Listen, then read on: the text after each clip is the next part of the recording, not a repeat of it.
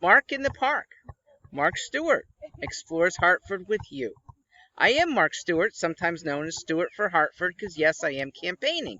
But today, I'm greeting, and I just finished with a bunch of people who really didn't know the charms of Elizabeth Park, where I stand, and some of the charms of Hartford itself. Now look, I'm one of those late comers to recognizing the beauties of Hartford now and the many neat things about its history. So we do tours. This is our first stop. We're on the western end of Hartford. Now, this used to be the very center of Hartford. That's because there was no such thing until 1854 as a town called West Hartford. That was all Hartford all the way to Avon Mountain, from there to the Connecticut River. So at one point, West Hartford decided to split off.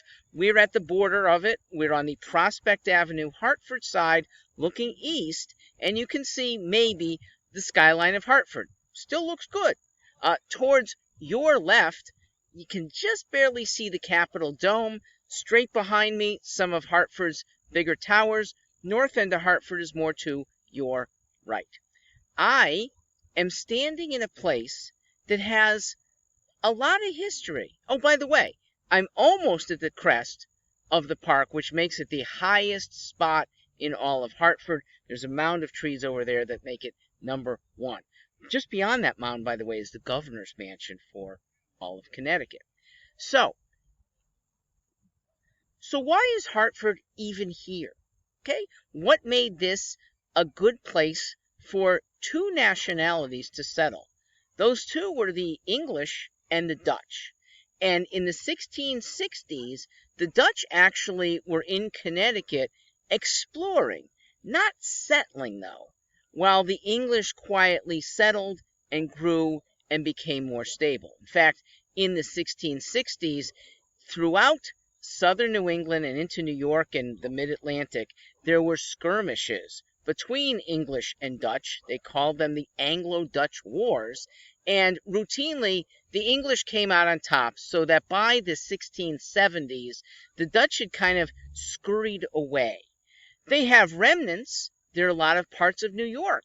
Stuyvesant, Spite, and Dival are leftover names still in Gotham, New York City, from the Dutch settlements there. The name Adrian's Landing, right on the river, is where the first Dutch explorer decided to drop anchor. But again, they didn't stay that long because this was colonized more so by Puritans, those of English stock who came initially to the Boston area. Remember, Plymouth was the target for the separatists who wanted to set things up on their own, leaving the Church of England. And just north of Plymouth, what grew to be a much bigger colony, was the Massachusetts Bay Colony. Also very religious, very devout. Because their religiosity was not right for everyone, those who didn't want to be part of it had all of New England to spread out to, and they did. Roger Williams took off with a band of people for what became Rhode Island. A bunch of settlers who really didn't want to have much religion at all went up north to what became New Hampshire. And a fairly devout group, but who wanted to farm more than they could and live away from this very strict Massachusetts Bay group, they came to Connecticut. Thomas Hooker was the leader. Hooker is a lot of names of Hooker around. There's a Thomas Hooker brewery. When the Yard Goats recently were still looking for a name, I suggested the Hartford Hookers. It didn't go over that well. Anyhow, the three main towns were the middle of them. Windsor settled first just to the north of us, Hartford right here, and just to the south, Wethersfield. That was the core of the Connecticut colony.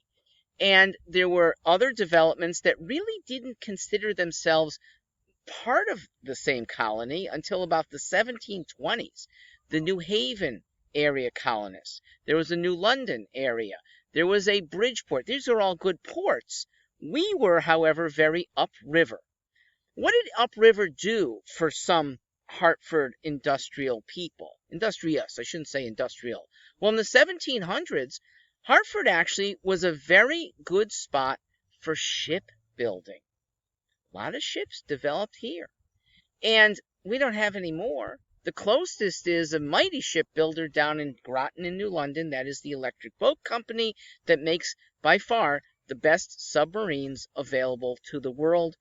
Our federal government commandeers 2 or 3 a year for its nuclear submarine service. With shipbuilding also comes protecting ships. And who protects ships besides a military? An insurance company. At least they protect if there's losses. And Hartford, starting with ship protection, but moving on to other things during the industrial era, we had industrial protection of insurance with steam boilers. There's a whole company still called the Hartford Steam Boiler Insurance Company. They insure a lot more than that now. Insurance became a specialty, and for a long time, really up until about the 1990s, Hartford was the insurance capital of the world. One thing that allowed Hartford to be peaceably growing was early settlements with the Native Americans around. And that didn't come easy because there was a pretty fierce war fought here and in Massachusetts between British settlers and the natives here. Algonquins were the main tribe. They had a chief named King Philip. My little elementary school is named after King Philip, warrior who was not a good guy either, massacring colonists, but it went both ways. There were colonists that did dirty things to the Indians around them.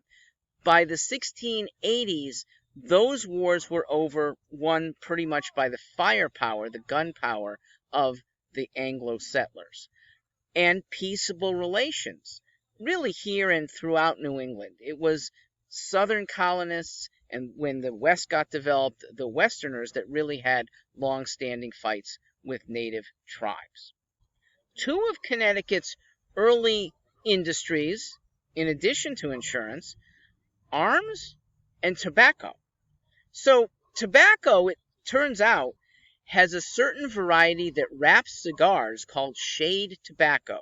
And the best place to grow it is north of here. The Windsor and Granby and Windsor Locks tobacco growers still doing really well. In addition, guns. Thanks in part to a Connecticut resident named Samuel Colt. And Mr. Colt developed processes for making guns the same way over and over and over. He was really Henry Ford a century before Henry Ford automated the auto industry.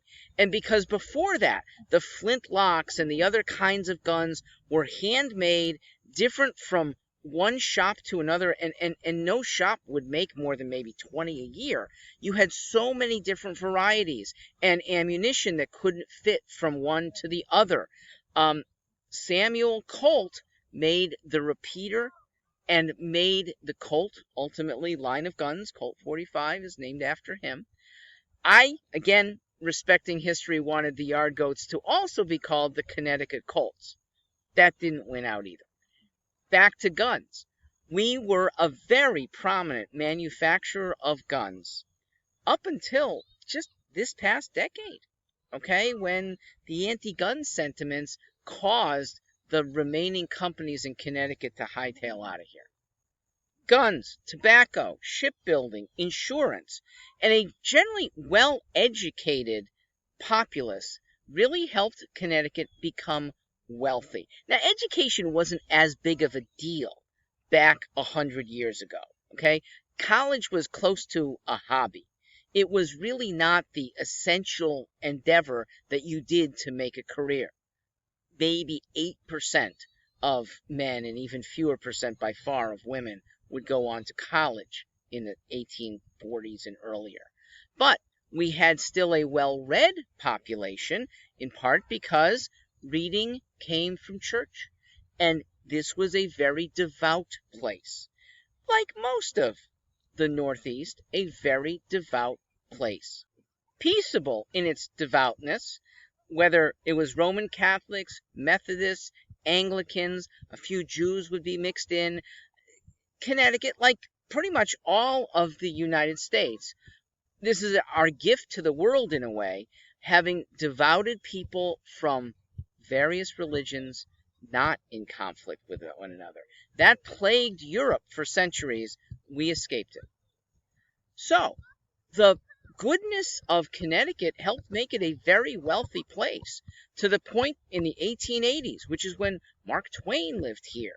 Harriet Beecher Stowe lived right around the corner from him. It was over there, down on Farmington Avenue. This was, by measurements today, they didn't do those measurements back then, but per capita wealth, right now, that's in New York, number one by far. Well, not by far anymore. The wealth that you see in the Potomac area, right around D.C., is getting higher and higher. But in the 1880s, that was Hartford. And even into the 1930s and 40s, my mom grew up here in the 30s and 40s, Hartford was a gem.